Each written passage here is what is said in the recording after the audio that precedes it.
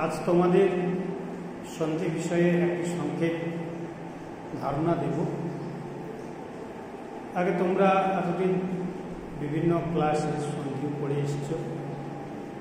সন্ধি সম্পর্কে তোমাদের নানা রকমের ধারণা রয়েছে এবং এখানে এই ধারণাটা আরও যাতে সমৃদ্ধ হয়, আরও ভালো তোমরা করতে জ্ঞান লাভ করতে পারো, সন্ধি সম্পর্কে জানতে পারো, তার একটা প্রাথমিক ধারণা নিয়ে যাব। পরে পরে আমরা সন্ধি সম্পর্কে আরও কিছু আলোচনা করতে থাকব। প্রথমত আমরা ইতিপূর্বে তোমাদের সংজ্ঞা প্রকরণ তোমরা পড়ে এসেছো। সেই সংজ্ঞা প্রকরণে তোমরা সন্ধি সম্পর্কে তার সংজ্ঞা একটু জানতে পেরেছ।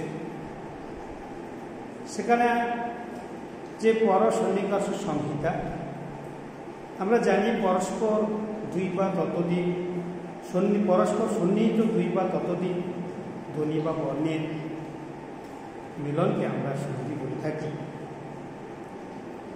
কিন্তু যে পাণিনি মহাশয় যেটা বলেছেন পরসন্নিকর্ষ সংহিতা, তিনি সন্ধি শব্দ সংজ্ঞার প্রসঙ্গে সন্ধি কথাটাকে বাদ দিয়ে তিনি সংহিতা শব্দটা সন্ধির ক্ষেত্রে ব্যবহার করেছেন। সেখানেও তিনি বলেছেন পরস্পর সন্নিহিত দুই বা ততোধিক ধ্বনি বা বর্ণের যে মিলন, তাকে আমরা সন্ধি। এই সন্ধির ক্ষেত্রে দেখা যায় কখনো কখনো এক বর্ণের স্থানে অন্য বর্ণের আদেশ হচ্ছে, আবার কখনো এক বর্ণের স্থানে অন্য বর্ণের আগম হচ্ছে, আবার কখনো বর্ণের লোপ ঘটছে, আবার কখনো কখনো অতিরিক্ত বর্ণের আবির্ভাব ঘটে। এরকমের সন্ধির বিষয়টি হয়ে থাকে। তাহলে আমরা এই যে আদেশ প্রভৃতি, আদেশ আগম, এই যে প্রভৃতি, এটা একটা চার প্রকার রয়েছে। প্রথমে আমাদেরকে আগে জানতে হবে যে আদেশ কি। আদেশ দেখো একবারকে সহজ করে যদি বোঝা যায় যে আদেশ হচ্ছে যা না থেকেও সে হয়। এ প্রসঙ্গে বলা যায় যো বুদ্ধ্বা ভবতি স আদেশ। প্রাচীন বৈয়াকরণেরা এই আদেশটাকে শত্রুর সঙ্গে তুলনা করেছে। যে বর্ণের স্থানে যে বর্ণের আদেশ হয় তাকে সম্পূর্ণভাবে সরিয়ে দিয়ে নিজে তার স্থান অধিকার করবে, এই বিষয়টি হল আদেশ। যদি আমি একটা উদাহরণ দিই, দেখো, এবং এই আদেশটা পূর্ববর্ণের সঙ্গে যোগ ইত্যাদি, এটা যদি দেখানো যায় ইতি যুক্ত আদি, এখানে এই যে ইত্যাদি এলো কি করে না, এই ইত্যাদিতে ইকার স্থানে ইকার এসছে না জকার এসছে। ইকার স্থানে জকার এসছে। এটা এই জকারই এটা আদেশ। এরপর আগম কি? আগম সেরকমের বিষয়, স্থিত বর্ণের পাশে নতুন রূপে অন্য বর্ণের আসা বা উৎপত্তি, সেটাকে আমরা আগম বলছি। আগমকে বন্ধুর মতো বলা হয়, বন্ধুর মতো ভাবা হয়। সে পাশের বর্ণের মানে বর্ণের কাছে মিত্রের মতো মানে বন্ধুর মতো বসে কাউকে কিন্তু সরিয়ে দেয় না। যেমন চলনযুক্ত অস্থি, চালন অস্থি, চলনযুক্ত অস্থি, চলন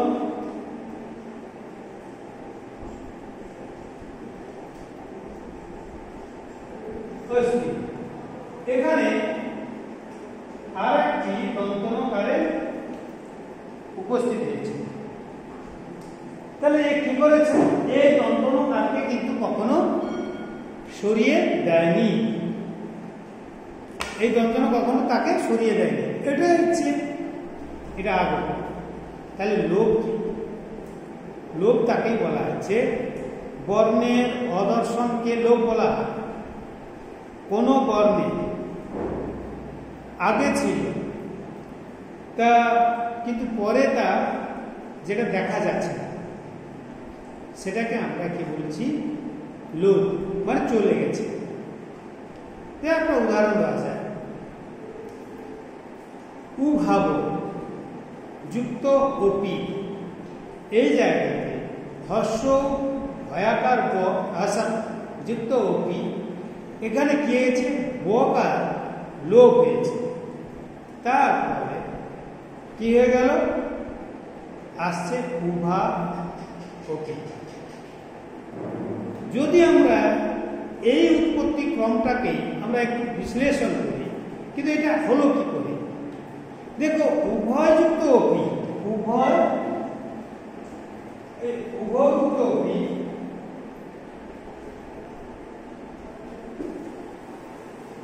উভয়যুক্ত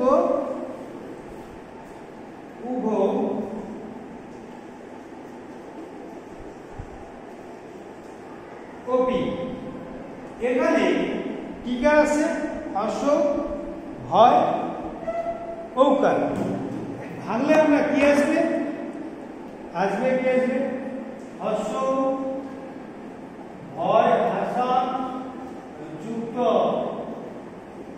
ঔকার যুক্ত অপি। এলো কি করে? হর্ষ ভয় ভাষা ঔকারের জন্য আপ, ঔকার জন্য আসছে কি? যুক্ত অপি। তাহলে যোগ হয়ে গেল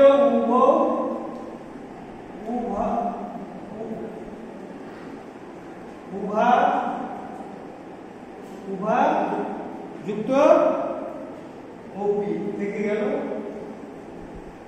অপি। অর্থাৎ উভ অপি, এইভাবে এর উৎপত্তি ক্রমটি এসছে। এবার প্রকৃতি ভাব। প্রকৃতি ভাবটা কি? তার কারণ না থাকলে যেখানে আদেশের অভাব থাকে, অর্থাৎ কারণ বা নিমিত্ত থাকা সত্ত্বেও যেখানে আদেশ হয় না, এরকমের যে বিষয়টি সেটা হচ্ছে প্রকৃতি ভাব। প্রকৃতি ভাবের সহজ কথা বলতে গেলে যেমন অবস্থা ছিল তেমনি, অর্থাৎ কোনো রূপ পরিবর্তন না।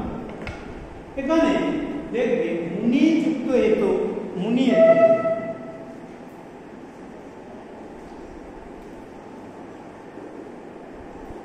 তোমরা দেখতে পাবে।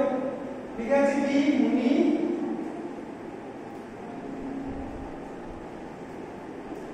মুনি এত, এর কোনরূপ পরিবর্তন হয় না। এটা আমরা এই মানে আদেশ প্রভৃতি চার প্রকারের বিষয়টা একটু জানলাম। সন্ধির প্রকারভেদ। সন্ধির তিন প্রকার।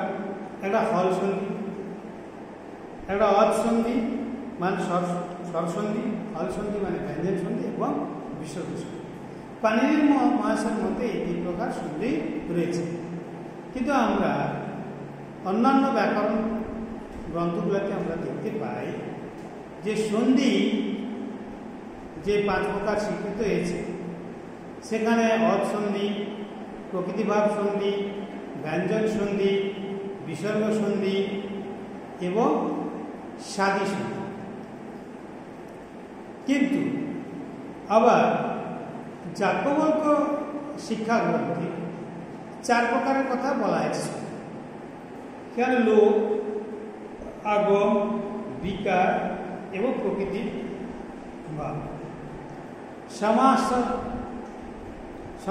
সমাসশ্চতুর্বিধ ভবতি লোক বা আগম বিকার প্রকৃতি ভাব স্থিতি, এই বিষয়টিতে বলা হয়েছে। আমরা এই দেখো, আমরা অপ সন্ধি জানি, হল সন্ধি জানি, বিসর্গ সন্ধি জানি, এটা আমরা শুনেছি। কিন্তু প্রশ্ন আসবে, মানে সাধি সন্ধি কি? সাধি শব্দটা অর্থাৎ দন্তস্বর বা একাদশিকার সাধি সন্ধি না, সাধি শব্দটাকে যদি বিশ্লেষণ করা যায় দেখবে সুযুক্ত আদি সমান সাধি, অর্থাৎ আমাদের যে সু ও যশ প্রভৃতি বিভক্তির দ্বারা যে সমস্ত পদগুলিকে মানে সিদ্ধ করা হয় তার শেষে যে স্থিত বিসর্গের সঙ্গে স্বরবর্ণ বা ব্যঞ্জন, স্বর বা ব্যঞ্জনের যে সন্ধি হয় তাকে আমরা সাধি সন্ধি বলি। দেখো, মতি যুক্ত ইয়ম কি এলো, আর এলো কি মতিরিয়ম। মতিরিয়ম এখানে বিসর্গ রকারে পরিণত কিন্তু হয়েছে, পরবর্তী স্বরবর্ণ তার সঙ্গে যুক্ত হয়ে মানে তার সঙ্গে যুক্ত হয়েছে, এটা আমরা সাধি সন্ধি। কারণ আমি বললাম হল সন্ধি এবং বিসর্গ সন্ধি সম্পর্কে জানো, যেটা সাধি সন্ধি সম্পর্কে আমরা এটা আমি বললাম। কিন্তু আমরা সন্ধি যে বিষয়টা যে আলোচনা করছি, সন্ধি কি আমরা সব জায়গায় করতে পারি, বা সেরকমের কি কিছু বিষয় রয়েছে? না, আমরা কোথায় করব? আমার কি নিজের মতো আমরা করতে পারি? নিশ্চয়ই করতে পারি। এবার সে সম্পর্কে আমাদের একটা কারিকা রয়েছে, একটা নিয়ম রয়েছে, সেই নিয়মটাকে আমাদেরকে জানতে হবে। প্রথম সন্ধিটা আমি বলে দিয়েছি, পরস্পর 2 বার ততোধিক বর্ণিক বা মানে সন্নিহিত 2 বার ততোধিক বর্ণ বা ধ্বনিক যে মিলনকে আমরা সংহিতা বা সন্ধি বলেছি। এবং এই সন্ধি করার সম্বন্ধে একটি নিয়ম রয়েছে, সেটা কি? সেখানে বলা হচ্ছে সংহিতৈক পদে নিত্যা নিত্যা ধাতুপসর্গয় সমাসেপি চ নিত্যা সৎ সা চানত্র বিভাষিতা। অর্থাৎ কোথায় কোথায় না, এক পদের ক্ষেত্রে সংহিতৈক পদে নিত্যা এক পদের ক্ষেত্রে, ধাতু এবং উপসর্গের ক্ষেত্রে, আর কোথায় সমাসের ক্ষেত্রে। এই 3টি ক্ষেত্রে সন্ধি আমাদেরকে অবশ্যই করতে হবে। আর অপর স্থানটিতে লেখকের ইচ্ছাধীন। কিভাবে? দেখো, উপযুক্ত পবন 2টি পদ রয়েছে, 2টি পদকে আমরা এক পদে পরিণত করলাম পবন। ধাতু এবং উপসর্গ প্রতিযুক্ত আগচ্ছতি প্রত্যাগচ্ছতি, প্রতি রয়েছে, উপসর্গ আগচ্ছতি ধাতু সঙ্গে রয়েছে প্রত্যাগচ্ছতি, বা আমাদের প্রযুক্ত অভিসর প্রাবিসর যেটা রয়েছে। এরপর সমাসের ক্ষেত্রে পঞ্চযুক্ত আনা, পঞ্চান, এগুলাতে এটাতে করতে হবে। এই 3টি ছাড়া আর একটা জায়গা রয়েছে, সেটা লেখকের ইচ্ছাধীন। ধরো রাম রাম গ্রামম গচ্ছতি, কেউ তোমরা লিখতে পারো রাম গ্রামম গচ্ছতি। এবার এই যে সন্ধি করলে অনেক সময় শ্রুতিমধুর হয়, শ্রুতিমধুর দেখেই আমরা অনেক জায়গাতে সন্ধি করে থাকি, আমরা অনেক জায়গাতে সন্ধি আমরা করি না। ওরা এই পর্যন্ত এই সন্ধি এটা তোমাকে জানাবো। পরে এই সন্ধি সম্পর্কে আমরা বিভিন্ন হল সন্ধির কী রয়েছে, বিসর্গ সন্ধির কী রয়েছে, অসন্ধির সম্পর্কে একটা সন্ধির নিয়মগুলোকে আমরা পাঠদান করব।